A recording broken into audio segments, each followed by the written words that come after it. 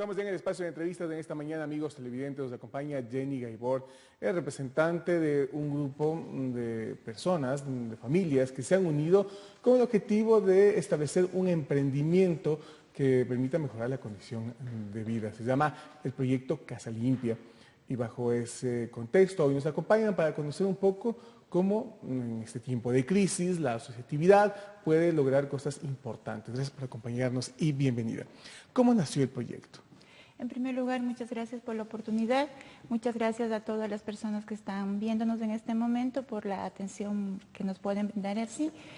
El proyecto inició hace aproximadamente unos 2 meses y un poquito más. Fue una convocatoria que le realizó la ingeniera Hilda Herrera del municipio de aquí de Ibarra. ¿Una convocatoria en qué sentido? ¿Para conformar qué exactamente? Una convocatoria justamente por la falta de empleo, de oportunidades de empleo, para ver si se agrupa una determinada cantidad de personas y realizar este proyecto que se llama en la actualidad Casa Limpia. ¿Y de qué se trata Casa Limpia? ¿Cuál es la labor? ¿Cuál es el servicio que presta? Nosotros tenemos un servicio complementario. Tenemos todo lo que es, principalmente lo que es limpieza de casas, edificios, oficinas, y nos basamos más en todo lo que también se refiere a lo que es plomería, cerrajería, también de lo que es lavado de muebles, alfombras, cortinas. Tenemos también lo que es para niños, cuidado de niños. Como le digo, lavado de ropa, planchado, es un servicio totalmente complementario. Casi una ayuda en temas del hogar. Exactamente, es justamente va enfocado a lo que es el hogar, pero nosotros estamos ahorita legalmente también ya por medio del Instituto de Economía Popular Solidaria, el IEPS, somos un grupo, una asociación totalmente legalizada y sobre todo, como le comentaba, bajo la ayuda principalmente de lo que es del municipio aquí de Ibarra también. Ustedes previamente recibieron procesos de capacitación. Así ¿En es. qué áreas y cómo fue este proceso? Porque me comentaba que, claro, hubo una convocatoria importante de personas que deseaban formar este proyecto, pero se fue generando un proceso de selección. ¿Bajo qué criterios? Nosotros empezamos una capacitación aproximadamente de 2 meses con los señores del NINACAI. Son los señores un grupo de Quito que nos vinieron y nos capacitaron aquí en el Centro de Desarrollo Económico aquí de Ibarra. Bien. Entonces, durante ese proceso, como le comentaba, ingresamos al inicio alrededor de unas 60 personas, en la cual después fuimos quedando prácticamente el grupo que está ahora formado. Son 21 representantes de familia que están formados en la asociación. Exactamente. Estamos conformados por el momento. Esperamos que posteriormente podamos seguir ingresando más socios, dependiendo también la demanda que tengamos nosotros en nuestro trabajo, ¿no? Por el momento somos 21 personas, 17 señoras, damas y 4 caballeros. ¿Y cómo les está yendo? Es decir, ¿cuánta recepción ha tenido la ciudadanía este servicio? Porque no es un servicio muy común dentro del contexto de la asociatividad. Hay personas independientes que prestan este servicio, pero ya como una asociación creo que hay muy pocas. ¿Cómo les está yendo? Sabe que prácticamente el lanzamiento se lo hizo el martes pasado, la semana pasada, en el ilustre municipio de Quito. Por el momento, Ibarra. sí, justamente, como le decía, es un apoyo 100% de la Municipalidad de Ibarra y, como le repito, nuevamente haciendo hincapié, de la ingeniera Hilda Herrera. Comenzamos con el lanzamiento el martes pasado y, gracias a Dios, nos están yendo, o sea, nos están llamando, nos están interesados en averiguar cuál sería la calidad que estamos ahorita nosotros de servicios para realizar. Y en eso estamos ahorita, estamos promocionando justamente y por eso estamos aquí.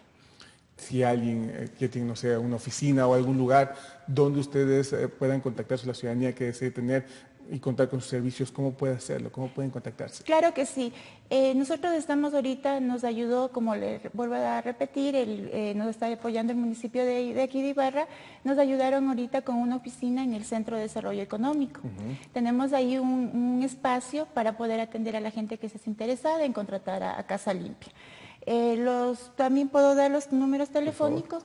Tenemos un número fijo que es el 2658-112. Y tenemos un número celular que es del 097-953-2559.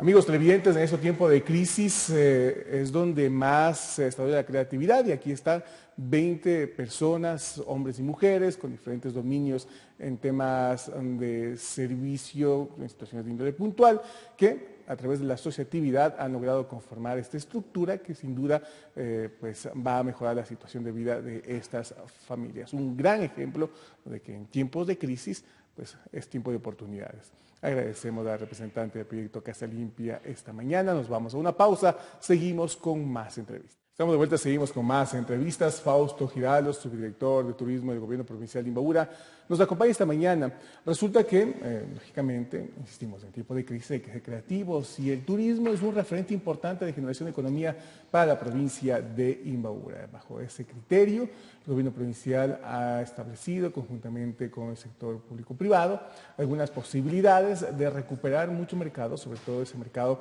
tradicional en torno al consumo de nuestras posibilidades turísticas como es el capitalino y también el sur de Colombia. Gracias por acompañarnos y bienvenido. Claro, antes de hablar del proyecto hablemos de un diagnóstico inicial. Normalmente la mayor concentración o generación de turismo, de consumo del turismo imbabureño, proviene de la provincia de Pichincha, de la ciudad de Quito y de parte del sur de Colombia. Sin embargo, se ha percibido que hay una disminución dentro de ese consumo. ¿Qué tan cierto es eso? Y bajo ese contexto, ¿cuáles son las estrategias que el Gobierno Provincial de Imbabura está implementando para recuperar y dinamizar nuevamente este sector? Buenos días, Fabricio. Un saludo cordial a todos los televidentes. Bueno, desde Prefectura de Imbabura, con el licenciado Pablo Jurado Moreno, hemos trabajado en la Subdirección de Turismo y la Comisión de Turismo de Imbabura, que está integrada por el Ministerio de Turismo, los municipios, las empresas públicas y privadas dedicadas a la gestión turística y otros actores independientes que se van incorporando en este proceso organizativo y de articulación. Evidentemente hay una reducción del flujo turístico, no solo en la provincia de Imbabura, sino en todo el Ecuador. Eso tiene elementos externos principalmente y fundamentalmente respecto a la condición económica de las familias que en el caso de los ecuatorianos ven reducidos sus ingresos, ven con menos capacidad de poder adquisitivo de sus salarios y entonces evidentemente tienen que priorizar la inversión en sus hogares y reducen la posibilidad de acudir a espacios de turismo. Y por otro lado también tiene que ver con la condición cambiaria en el caso de Colombia respecto al valor del dólar y relativo al peso y entonces ven reducida su posibilidad de acudir a nuestro territorio tal como lo había sido anteriormente. Sin embargo, nosotros creemos de que son oportunidades en función de iniciativas que se pueden emprender desde las instituciones, desde los emprendimientos, desde los empresarios, con la finalidad de que los habitantes de diferentes territorios puedan acudir a nuestra provincia. Pichincha y Quito en particular es un potencial mercado para los imbabureños. Colombia, el sur de Colombia, Popayán, Pasto, hasta Cali podríamos decir, hay una incidencia desde el Ecuador para que puedan visitar nuestra provincia, pero también se han abierto en el último carnaval espacios importantes en el tema de Ambato, de Cuenca, de Santo Domingo de los Áchilas, de Cotopaxi, de Chimborazo, es decir, se van abriendo otros espacios. Está diversificando los mercados nacionales o internos. Así es, sin embargo nosotros creemos y contamos con el absoluto respaldo del señor prefecto Pablo Jurado, en el sentido de que este proyecto que hoy lo estamos iniciando pueda ser ejecutado para sostener y fortalecer el mercado quiteño principalmente. Creemos de que hay que darle una fuerza, una fortaleza a ese mercado, darle una potencialización con la finalidad de que luego vayamos abriendo estos otros espacios de mercado que se han abierto tanto en Cuenca, en Ambato, etcétera, etcétera. Hay un criterio, sin embargo, por ejemplo, hemos conversado con mucha gente de la capital y dicen, bueno, voy a Ibarra, voy a Imbabura relativamente de manera frecuente, dice. Y claro, recorro los elementos turísticos ya tradicionales. Y bajo esa circunstancia uno dice, bueno, ya conozco Imbabura entre comillas, por ahí veamos otras opciones. ¿Qué se está haciendo para que se amplíe el tema de atractivos turísticos imbabureños que generen una presencia masiva de turistas y que realmente les permita experimentar otro tipo de situaciones en torno a conocer la provincia de Imbabura?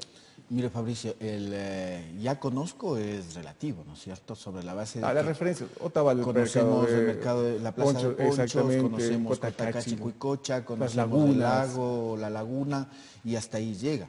El problema es justamente ese, el problema es de que nosotros no hemos logrado aún potenciar la promoción turística, la promoción de manera integral de todo el territorio. La zona de Inta, la zona de Lita, la zona de La Esperanza Angochagua, Pimampiro, Urucuquí, con las propias termales, es decir, Imbabura en todo el territorio tiene algún lugar, algún atractivo que no ha sido visibilizado, que no ha sido promocionado. Y en ese plano es la preocupación de Prefectura y la Comisión de Turismo. Zona de Inta, Glita, por ejemplo, son referencias. Glita, respecto al café, respecto al turismo, al ecoturismo, al agroturismo que se presenta, o de aventura, que se presenta en Pimampiro, que todavía no ha sido promocionado. Es decir, esa es la principal preocupación que nosotros debemos tener, porque no han sido explotados aún dentro de los espacios de visita y de los turistas en estos territorios. Y eso es lo que pretendemos en este plan, que lo vamos a implementar, o lo estamos ya ejecutando desde el día de hoy en la ciudad de Quito.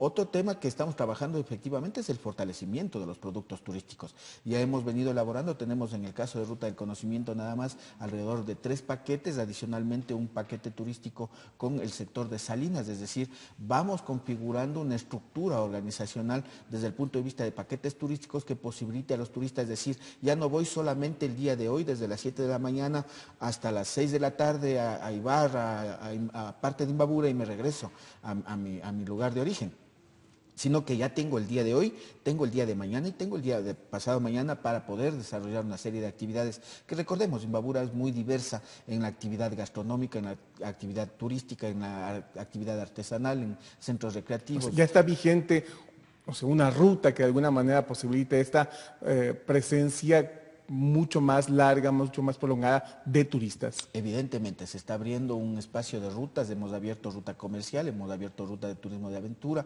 el tema del turismo de artesanías, el tema del turismo gastronómico que se presenta y obviamente los atractivos turísticos que se encuentran como ejes o elementos atractivos de los turistas del país. Un tema interesante que también señalaban, no solamente se están centrando en el tema de diversificar todas las opciones turísticas que puede tener la provincia de Imbabura para los turistas, nuestros tradicionales consumidores, sino también un poco socializando dentro de la misma provincia, porque resulta que muchos imbabureños no conocemos lugares y opciones turísticas, y al no conocerla tampoco la consumimos. Y se está trabajando directamente en las instituciones educativas. Sí, digamos que hemos hecho un diagnóstico desde el año anterior. En las fiestas de la provincialización consultábamos a los imbabureños y a algunos destinos o lugares turísticos, y resulta que los imbabureños no conocíamos Imbabura.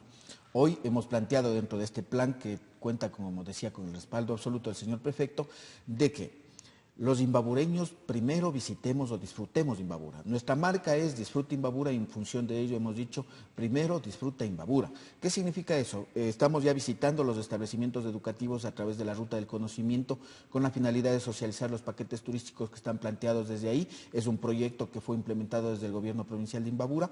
Estamos invitando a los rectores, vamos a organizar una caravana turística con todos los rectores y autoridades educativas del distrito, con la finalidad de que participen en esta actividad y socializar qué tenemos en Imbabura. Vamos a entregarles el kit promocional del turismo desde el gobierno provincial. Estamos trabajando con el tema de visitar cada uno de los establecimientos, alojamientos, restaurantes, bares, discotecas, con la finalidad de entregarles nuestro material. Hemos constituido una red de promoción turística con los actores de alojamientos, restaurantes, etcétera, con la finalidad de que intercambien la promoción de sus establecimientos. La idea es de que a través de las autoridades educativas podamos multiplicar la difusión y la socialización del destino Imbabura como un territorio que podemos visitarlo y priorizarlo. Luego no estamos diciendo que vayan a la costa, que vayan al oriente, que vayan al exterior, sino que primero disfrutemos Imbabura. Ese es un componente de este plan que lo hemos desarrollado, y el siguiente componente justamente es el que lo hemos denominado Quito Disfruta Imbabura.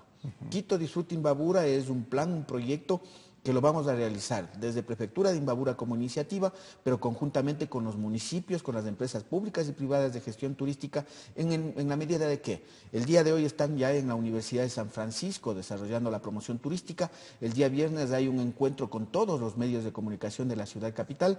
La siguiente semana y durante las siguientes semanas estarán haciéndose caravanas turísticas en alrededor de 7 universidades de Quito, Universidad Internacional, C, Católica, me parece que está la Salesiana, ¿sí? Y también hemos planteado hacer unas caravanas promocionales en los centros comerciales tanto de Quito como en el aeropuerto, es decir, una ofensiva que llegará hasta más o menos el 17 de junio y que posibilitará hacer un acercamiento directo a sectores de concentración poblacional, principalmente jóvenes, recordemos que van a salir a vacaciones ya próximamente, y permitirá entonces posicionar. Pero al mismo tiempo vamos a recorrer algunos establecimientos desde Quito para entregar nuestros kits y materiales promocionales que los estamos y no quiero terminar esta entrevista sin mostrar parte de este material promocional. No sé si mi compañero Diego Martínez me puede ayudar con lo que es parte de lo que se está trabajando precisamente en torno a material promocional. Y esta es la imagen o las imágenes que están llegando, que se están observando en los diferentes lugares con el objetivo de incentivar y promocionar el turismo. Ahí está, precisamente es parte de toda esta gráfica, de esta visualización de lo que la provincia de Imbabura puede ofrecer de cara a la situación de mejoramiento de las condiciones turísticas, de potenciar y recuperar este tema tan importante. Así que tenemos muy pendientes al desarrollo, pero sobre todo a los resultados de esta iniciativa. Agradecemos a Fausto Giraldo su comparecencia esta mañana aquí en Café Entrevistas. Nos vamos a una pausa, seguimos con más entrevistados. Estamos de vuelta, seguimos con más entrevistas. Bayardo Bolaños, el doctor Bayardo Bolaños nos acompaña esta mañana, presidente de la Junta Provincial de Cruz Roja, y está aquí para comentarnos también la labor que ha cumplido esta institución. Normalmente la Cruz Roja no suele ser muy mediática en el tema de lo que hace, más bien es bastante efectiva de una forma muy silenciosa, pero en ese contexto y dentro de la magnitud del desastre y la activación de instituciones, también sin duda esa institución se merece ser destacada en torno a la labor que no lo cumplió en las primeras semanas, se han mantenido por mucho tiempo y lo seguirán manteniendo a medida de las necesidades y exigencias, aunque la percepción es que el tema ya está como bajando en intensidad en torno a los niveles de solidaridad. Eso nos va a comentar el doctor Bolaños. Bienvenido y gracias por acompañarnos. ¿Cuál fue la labor que realizó la Cruz Roja, no solamente a nivel nacional, sino a nivel de la Junta Provincial? ¿Se activó de manera inmediata? El voluntariado fue importante. ¿Qué acciones cumplieron? Y sobre todo, ¿en qué lugares y qué realidades pudieron palpar luego de este lamentable hecho? Bueno, primero, buenos días y gracias al cafecito, a las nenas muy amables, el cafecito bien. Agradecerle a Fabricio y al medio, a esta televisora, a través del cual nosotros podemos informar a nuestros conciudadanos lo que hace la Cruz Roja. Y realmente nosotros no somos de show. Como usted lo dice, nuestro trabajo lo hacemos técnicamente gracias al trabajo de muchísima gente, miles de personas, que estamos utilizando el tiempo de sobra, entre comillas, de sobra para la familia, de sobra para estudiar, de sobra para trabajar, pero a más de eso están utilizando los voluntarios para servir a su comunidad, sin esperar nada a cambio. Nuestros voluntarios, como usted sabe, no son remunerados, pero a pesar de eso tienen una sensibilidad especial que hace que nuestros equipos se hayan activado inmediatamente. Imbabura envió el primer equipo de búsqueda y rescate a las 2 horas de haber sabido del fenómeno este, porque nosotros activamos un sistema nacional, un sistema de alerta, en el cual se ponen todas las juntas provinciales en alerta y las personas entrenadas en este tipo de actividades como búsqueda y rescate, que es el primer escalón de la respuesta, tienen que ser activadas. A las 2 horas ya se activó. A las 2 horas nosotros ya estuvimos enviando a la gente. Es decir, que llegaron el día primeros. Uno de los primeros. Fuimos a Esmeraldas y a Pedernales. A partir de ahí, imbabureños, 62 imbabureños han estado, recién llegaron el día sábado, a la noche, domingo a las 3 de la mañana llegaron. Muchos de ellos no tuvieron la oportunidad ni siquiera de decir feliz día a la mamá. Entonces sí quiero destacar el hecho de que voluntarios, hombres y mujeres de nuestra provincia, han estado tomando parte del comando operacional en Puerto Viejo y Pedernales, en Manta, con la Federación Internacional de la Cruz Roja. Es decir, nuestra gente estuvo coordinando de cerca todas las actividades de respuesta humanitaria y también ahora continuamos con la operación de reconstrucción. Me comentaba alguien, me parece que fue Germánico quien viajó a Pedernales, y él destacaba el nivel de organización del ejército ecuatoriano, de las Fuerzas Armadas y de la Cruz Roja.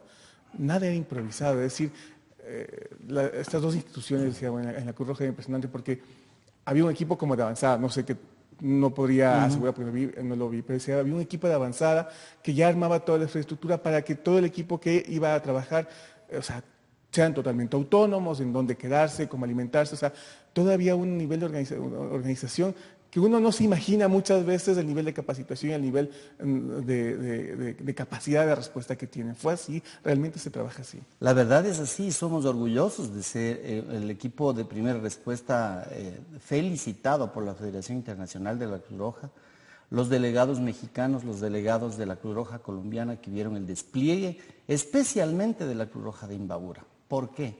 Porque nosotros estamos permanentemente entrenando en forma técnica, Fabricio. ¿Qué es lo que hemos dicho? Ventajosamente tenemos la opción de haber tenido a varios de nosotros que hemos estado fuera del país en desastres. Hemos tenido muchachos que han estado en Haití, en Perú, en Centroamérica. Entonces ese cúmulo de experiencias positivas y de las no positivas que hemos visto ha hecho de que en nuestra malla curricular nosotros vayamos implementando este tipo de estrategias para no ser una carga más. Por eso siempre hemos dicho a la comunidad que es chévere que nos ayuden y que les agradecemos enormemente el hecho de que la comunidad imbabureña se haya volcado a apoyar a sus hermanos manavitas y esmeraldeños. Pero hay que hacer en forma ordenada. La gente, algunos entendieron, otros no entendieron. Y nuestra crítica fue porque no entregamos las cosas en forma desordenada. Esta no es una elección, como yo les decía, no es de llegar y entregar las cosas en fundas por aquí y por allá. Ese es un desastre sobre un desastre. Lo hacemos técnicamente y para eso hemos sugerido hacer kits. Y los kits ya no son invento de nadie, o sea, las Naciones Unidas hay un estándar de elaboración. Exactamente, un estándar humanitario que se basa a un manual que se llama SUMA. ¿Qué le dice? ¿Cuántos elementos deben ir en un kit de higiene? ¿Cuántos elementos deben ir en un kit de cocina? Etcétera, etcétera. Y eso hemos estado haciendo con los scouts, a quienes agradecemos, con voluntarios de otras organizaciones particulares, con empresarios. Por ejemplo, es destacable, es súper bueno el hecho de Pablo Flores darnos a su servicio, camiones de su servicio, al servicio de Cruz Roja. ¿Para qué? Para sin pedirnos absolutamente nada, ni siquiera decirnos ponranme mi nombre. Yo lo estoy haciendo ahora sin autorización de él. Inclusive ni siquiera nos conocemos frente a frente. Pero cuando nosotros solicitamos apoyo, él inmediatamente nos ha prestado sus camiones para llegar con 6 camiones allá de Imbabura. Hemos traído 4 contenedores de la Cruz Roja colombiana a través de el apoyo que hacemos coordinado con nuestra gente. Entonces, cuando llegamos, no llegamos al show, llegamos a trabajar. Como usted dice, va un contingente primero de búsqueda y rescate, pero también va una unidad logística que ayuda a preparar el campo, el base camp que le decimos nosotros, para donde van a ir a trabajar los demás compañeros de Cruz Roja. Porque como no tenemos servicios básicos, no tenemos infraestructura básica, nuestros voluntarios tienen que ir a desarrollar actividades de coordinación, de comunicación, de búsqueda, de rescate, de evaluación de daños, es decir, hacer un diagnóstico en el terreno de lo que realmente está pasando y de lo que va a requerirse. ¿Para qué? Para hacer la entrega, para hacer las distribuciones, para hacer el apoyo a la comunidad de la forma más ordenada posible y digna sobre todo para las personas que están en una situación como la nuestra. Estuvo aquí el representante de Los Topos y él nos comentaba que muchas veces la mente del colectivo vibra al mismo ritmo que un sismo de esta naturaleza. a nivel general. Y esa vibración hace que de manera inmediata el primer impulso que tienen es ayudar. A veces muy desordenadamente, a veces, pero tienen ese impulso. Y eso de alguna manera justificaba o explicaba por qué esta marea de ecuatorianos acudieron a los centros de voluntariado y entregaban ayudas, y ya sea a través de instituciones o de manera personal querían viajar a la zona del desastre a ayudar, etcétera, etcétera, etcétera.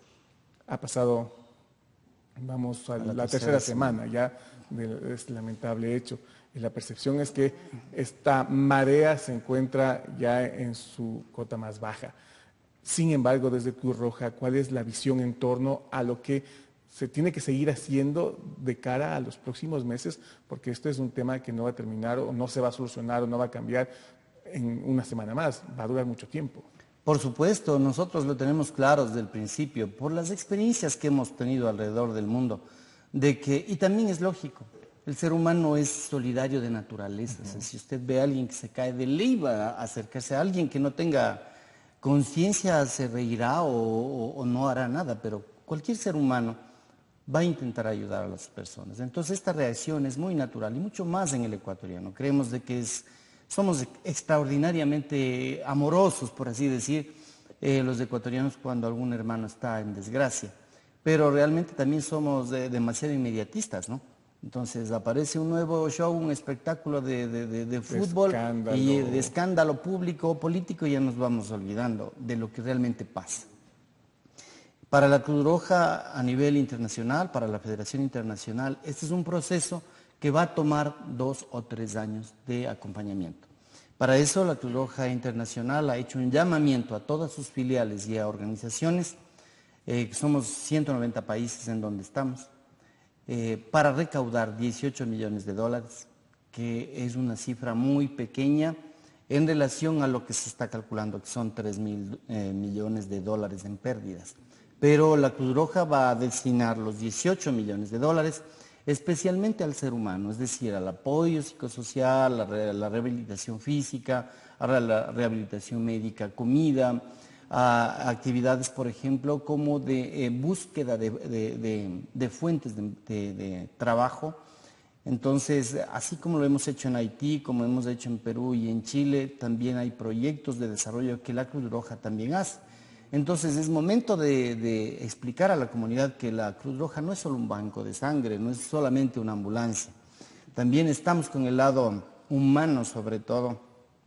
Pretendemos de que los seres humanos nos preparemos, seamos comunidad, y este canal ha sido testigo de muchísimas ocasiones en las que hemos venido a invitar para que las comunidades se preparen. Hemos tenido muy buena respuesta, Mauricio, y yo debo ser muy grato al decir esto a ustedes, al gobierno provincial, por ejemplo, que nos ha apoyado mucho. El Pablo, inmediatamente cuando le solicitamos el transporte para Manabí, con muchísima prestancia nos facilitó, y con ellos hemos venido trabajando en sistemas de preparación de las comunidades para estar atentas y listas ante un tipo de estos desastres. ¿Qué es lo que nos pasa? Cuando estamos más preparados, cuando como sociedad, como familia, nosotros estamos preparados, cualquier tipo de embate es un poco menos doloroso, es un poco menos traumático, el shock no nos causa demasiada desesperación ni daño, porque ya hemos hecho eso, prepararnos, bajar las vulnerabilidades.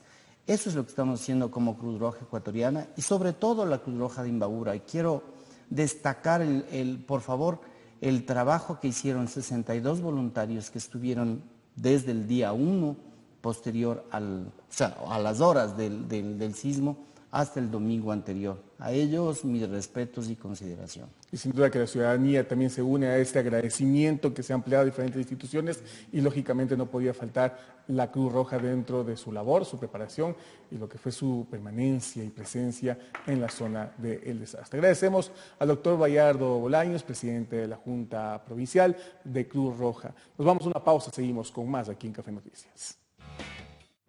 Estamos de vuelta, seguimos con más invitados. Fausto Vaca nos acompaña, él es el director de la Unidad de Gestión de Riesgos del GAD Municipal de Ibarra. Está aquí para hablar un poco sobre estas situaciones complementarias, consecuentes, en torno a lo que se ha podido evidenciar claro, hay un drama humano importante que se vive en la zona cero y que ojalá siga generando la movilización ciudadana, pero hay otros elementos que también deben ser considerados, tomando en cuenta que el país, la ciudad de Ibarra, es una zona de alta probabilidad en torno a varios desastres naturales, no solamente a nivel sísmico, también a nivel volcánico, en fin, muchos temas que más allá de preocuparnos debería generarnos la intención de estar preparados y mitigar la vulnerabilidad. Gracias por acompañarnos y bienvenido. La primera pregunta que a uno se le viene y que lógicamente uno desea consultarle al responsable de la Unidad de Gestión de Riesgos del GAD Ibarra es ¿qué tan vulnerable es el cantón en torno a un desastre natural? Gracias, Fabricio. Y bueno, hay que tener en cuenta varios elementos para esto. Si hablamos de hace unos 3, 4 años atrás, yo creo que la vulnerabilidad de Ibarra era altísima. Tanto en cuanto lo que es o lo son inundaciones. Recuerde usted que el 2012 fue la más fuerte que tuvimos y basado en toda esa experiencia, la Presidencia de la República declaró la alerta naranja por el fenómeno del Niño, pero también por la cantidad de lluvias que, independientemente de este fenómeno, se dieron en las zonas más allá de la cota de 1000 metros. Ibarra no estuvo fuera de esta área y consecuencia de eso hubo los 2 fallecidos en la zona de Tanguarín. De ahí para acá, ¿qué hemos hecho? ¿Qué hemos establecido nosotros como temas específicos de gravedad para la comunidad? Bueno, lo primero y lo más mediático que tenemos son los sismos. Hay que recordar, el 28 de abril se recordó el retorno de los ibarreños a la ciudad después de la destrucción del terremoto de 1868. Entonces, hay que tener en cuenta que nosotros en Ibarra somos estamos dentro de una falla, dentro de todo el sistema que tiene que ver con el cinturón de fuego del Pacífico. Y esto significa que nosotros en cualquier momento podemos tener algún problema sísmico. Ahora, ¿qué es lo que nosotros estamos haciendo para esto? Primero, capacitando por iniciativas, algunas particulares, otras institucionales, a los técnicos en lo que es la norma ecuatoriana de la construcción. Porque hay que tener en claro, como yo decía inicialmente, la cuestión mediática del terremoto en la zona de la costa ha hecho que mucha gente empiece a cuestionarse cómo está construida su vivienda, cómo está construido el edificio donde trabaja, cómo está construido el espacio donde normalmente pasa más tiempo que no sea en el domicilio. Y esto nos alegra por un lado, pero por otro lado también nos impulsa a seguir motivando a la gente para que se capacite.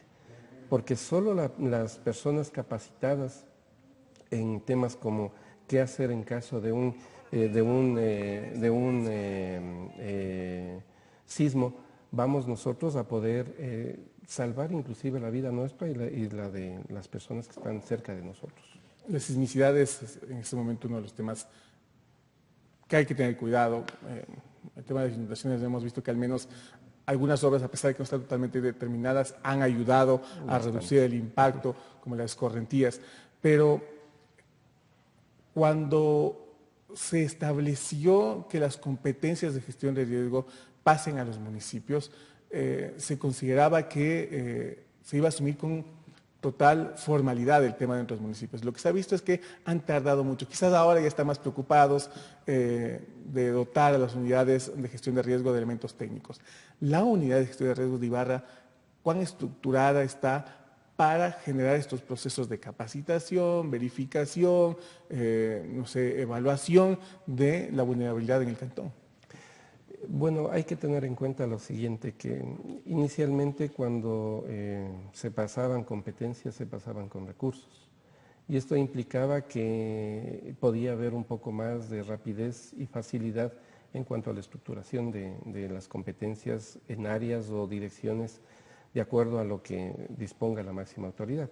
Sin embargo, acá nosotros hemos venido consolidando un trabajo de 3 personas específicamente dentro de la unidad de gestión de riesgos, pero interlazadas o enlazadas con 2 el resto de direcciones, porque la competencia de riesgos no es que la unidad tiene que hacer o salir a hacer ciertas áreas, ciertos trabajos técnicos.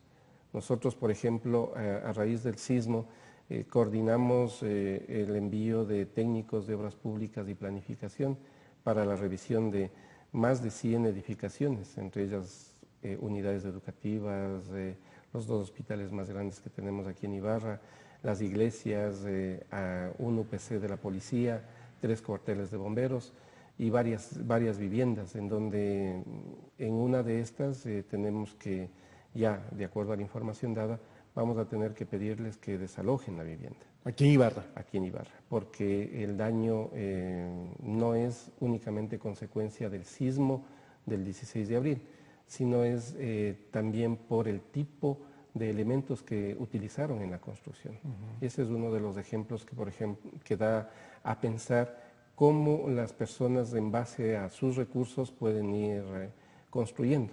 Y eso no es lo más adecuado. Y ya los técnicos hicieron la evaluación, se hizo inclusive la revisión de suelo y bueno, en lo que tiene que ver con suelo no hay ningún inconveniente. Pero en cuanto a vivienda, vamos a tener que evacuar esta vivienda. Pero no sería la única. Hay muchos lugares, muchas casas que están construidas en zonas no adecuadas, con altísima vulnerabilidad, o es un porcentaje muy mínimo, controlable, manejable dentro de este contexto de generar y aplicar las normas en torno a garantizar seguridad con respecto a los asentamientos humanos. Claro, por un lado, pero por otro lado tenemos nosotros que también ser prácticos. Este rato no podemos sacar a varias familias, hablemos de unas 20 o 30 familias, de sus viviendas y colocarles en carpas. No es factible eso. Nosotros tenemos que buscar y estamos en ese proceso de ver posibilidades de financiamiento y apoyo externo que no sea reembolsable para poder construir viviendas para este tipo de personas. ¿Y cuál es la vulnerabilidad de estos sectores, de estas viviendas? Bueno, hay que tener en cuenta lo siguiente, Fabricio. Hay gente que nos indica que vive más de 20 años, por ejemplo, en el Tahuando, cerca de la quebrada del Tahuando, y que cuando ellos empezaron, cuando ellos construyeron, sí tuvieron la precaución de no construir tan cerca de la quebrada. Pero ha pasado mucho tiempo, han pasado varios años, y la deforestación y también ha ocasionado la erosión, gracias el término, la erosión ha ocasionado que esto se vaya de a poco cayendo, vaya cayendo poco a poco el Tahuando, y ustedes ven ahora que inclusive hay áreas en donde parece que se ha ensanchado la quebrada. Pero las viviendas que estaban dentro de una área segura ahora ya están cerca del borde. También hay otras viviendas que construyeron cerca del borde y que ahora están obviamente en inminente peligro. Hemos hecho algunas evaluaciones de ciertas áreas vulnerables, pero no tenemos que ver nosotros que esa no es la única área que tenemos que verificar. También está la zona del Tejar, la zona de la Esperanza, cerca de las quebradas, porque nosotros tenemos que llegar a la comunidad a que tome conciencia de esto y empiece a buscar también ellos áreas en donde podrían eventualmente poder ubicarse nuevamente. Pero esto es un proceso que tenemos nosotros que ver la manera de financiar estos nuevos asentamientos si es que ya se toma la decisión de hacerlo. Temas muy importantes, amigos televidentes, consideraciones fundamentales, pero hay una responsabilidad propia, sobre todo quienes construyen, hacerlo de acuerdo a lo que establecen las normas, para tener posibilidades de que en una circunstancia como la vivida, pues tengan mayores opciones en torno a salvar sus propias vidas. Lo otro, pues generar los controles para que se elimine lo que ha sido una práctica muy común en el país de construir en zonas vulnerables, en sectores inadecuados, sin que desde el control administrativo formal se pueda evitar este tipo de situaciones. Y también algo muy importante que decía Fausto Vaca es el hecho de que el tema de estar capacitados, organizados desde el hogar, desde el barrio, desde la parroquia, desde el cantón, debe ser fundamental y mantenerlo por siempre, no porque pasó un terremoto y queremos saber qué hacer. Ese debe ser parte de nuestra cultura, tomando en cuenta nuestra realidad. Finalmente, Fausto. Hay algo más que debemos tener en cuenta, Fabricio, y es el hecho de que tenemos que ser claros en cuanto a sismos. La norma ecuatoriana de la construcción lo que busca es mantener las estructuras, que no haya mucho daño y pueda facilitar la sobrevivencia de las personas que están en el interior. Y nosotros en eso estamos poniendo mucho énfasis con los técnicos, porque hemos visto lo que sucedió en la zona costera y es un ejemplo de lo que no se debería haber hecho. Y es lo que estamos buscando, que acá, mediante charlas de socialización y concientización, la gente vaya tomando en cuenta que no es únicamente la responsabilidad municipal ahora, sino es la corresponsabilidad de la ciudadanía. Yo no puedo decir, esta edificación está construida de tal o cual manera. La persona que construyó, el dueño de la casa, es el que sabe si cumplió con toda la normativa que se le solicitó, si, por ejemplo, una de las estructuras tuvo, por decir algo, 8 varillas o solo le colocó 6 porque no le alcanzó más el dinero. Entonces, esas son cosas que nosotros estamos llegando a la conciencia de las personas, indicándoles que, como ya conocen, nos pidan en la ayuda de los técnicos para que puedan ir a hacer una evaluación y puedan hacer las sugerencias del caso para que las estructuras se fortalezcan. Hay que tener en cuenta que el drama humano ahora en la zona del terremoto es que mucha gente perdió todo.